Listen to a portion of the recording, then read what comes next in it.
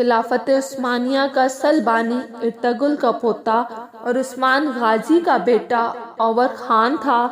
ترک اسے اور خان بھی کہتے تھے۔ وہ 1281 میں سگوت میں پیدا ہوا اور اس کا بچپن اپنے دادا کی گود میں گزرا۔ وہ ارطغرل کا پسندیدہ پوتا تھا۔ وہ اسے اپنی جوانی کے قصے سناتا رہتا تھا۔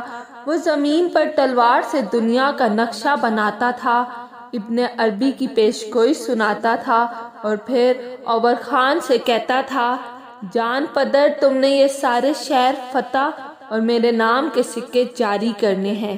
تم اگر یہ نہ کر سکو تو تم اپنے بیٹوں کو میری قبر پر لا کر انہیں بتانا، یہاں ایک ایسا شخص سو رہا ہے جس نے دنیا کی سب سے بڑی اسلامی ریاست کا خواب دیکھا تھا۔ اور خان نے یہ بات پلے باندھ لی۔ ارطغرل 1288 میں انتقال کر گیا اور خان کی عمر اس وقت 7 سال تھی۔ نوجوان ہونے تک روز دادا کی قبر پر حاضری دیتا تھا اور قبر کے سرہانے کھڑے ہو کر دادا کا خواب دہراتا تھا۔ وہ عثمان غازی کے ساتھ مل کر سگوت کے دائیں بائیں موجود قلعے بھی فتح کرتا رہا۔ سن 1300 میں علاقے کی چاروں بڑی ریاستیں زوال پذیر ہو گئی تھی۔ سلجوق ریاست ختم ہو گئی، ایوبی سلطنت کمزور ہو گئی، بازنطینی امپائر کی اینٹیں بھی گر رہی تھی اور منگولوں کا طوفان بھی سمٹ کر چین تک محدود ہو گیا تھا۔ ایشیا کوچک میں اس وقت گرے ہوئے قلعوں، خاک اڑاتے شہروں، بکھرے محلات اور گزرے وقت کے نوحوں کے سوا کچھ نہیں تھا۔ لیکن آپ قدرت کا معجزہ دیکھیے، اسی خون آشام دور میں 2 نئی طاقتیں پیدا ہو گئی۔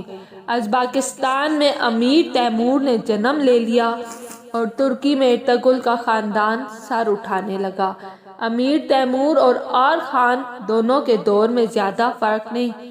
امیر تیمور نے اور خان کے پوتے بایزید یلدرم کو 1402 میں انگورا میں شکست دی تھی۔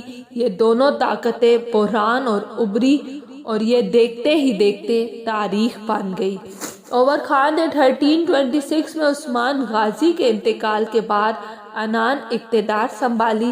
عثمانی سلطنت اس وقت سگوت سے شروع ہوتی تھی اور 100 کلومیٹر بعد بورسا پہنچ کر ختم ہو جاتی تھی، لیکن اور خان نے اس کے باوجود نہ صرف اپنا سکہ جاری کیا بلکہ اپنی ریاست کا آئین، قانون اور بیوروکریٹک سسٹم بھی بنایا۔ یہ اور خان تھا جس نے اپنے دادا ارطغرل کی داستان لکھوائی اور اس کے نام کا سکہ جاری کیا۔ یہ وہی سکہ تھا جو آگے چل کر ڈرامہ سیریز ارطغرل کا محرک بنا۔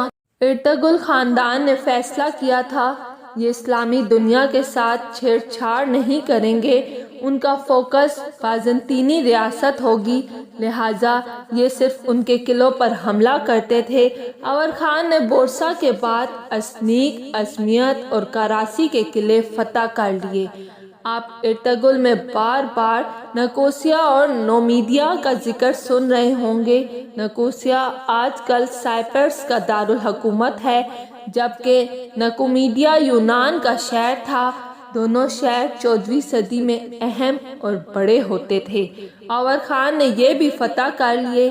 یہ اس کے بعد سابق سلجوق ریاست کے شمال مشرقی علاقوں کی طرف بڑھا اور آدھا اناطولیہ بھی لے لیا، اور پھر یہ آج کے ترکمانستان کی طرف مڑ گیا اور اس کا خاصا حصہ بھی قابو کر لیا۔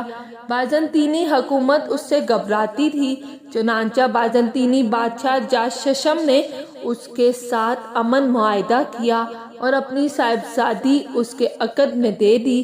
یہ پہلا ترک سلطان تھا جس نے گیلی پولی اور انقرہ فتح کر لیے۔ اس نے گورننس کا اپنا ایک ماڈل بھی تخلیق کیا تھا۔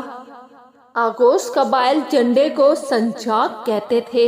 اور خان نے ریاست کو مختلف صوبوں اور ضلعوں میں تقسیم کیا اور ہر ضلع دار کو مختلف رنگ کا جھنڈا دے دیا۔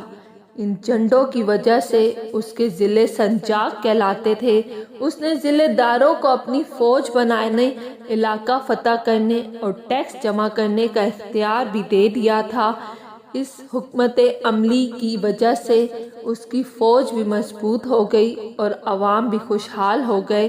اس نے بے شمار مسجدیں، مدرسے اور کاروان سرائے بنوائے اور وہ ایشیا کوچک کا پہلا حکمران تھا جس نے بورسا میں یونیورسٹی بنائی تھی۔ اور خان کے بعد اس کا بیٹا مراد اول سلطان بنا اور اس نے سلطنت عثمانیہ کو حقیقتاً سلطنت عثمانیہ بنا دیا۔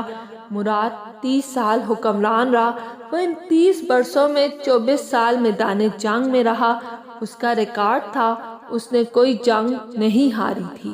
اس نے بلغاریہ، سربیا اور مقدونیہ فتح کر لیے۔ اس کی آخری جنگ کوسوو میں ہوئی تھی اور پورے یورپ کی فوجیں اکٹھی ہو کر اس کے مقابلے کے لیے میدان میں اتری تھی، لیکن اس نے اس مشترکہ فوج کو بھی خاک چٹوا دی۔ وہ 1389 میں کوسوو کی جنگ کے دوران زخمی ہو کر انتقال کر گیا۔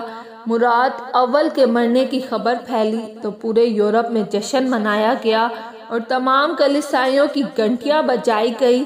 اگر آپ کو میری ویڈیو پسند آئی ہے تو لائک اور سبسکرائب لازمی کیجیے گا۔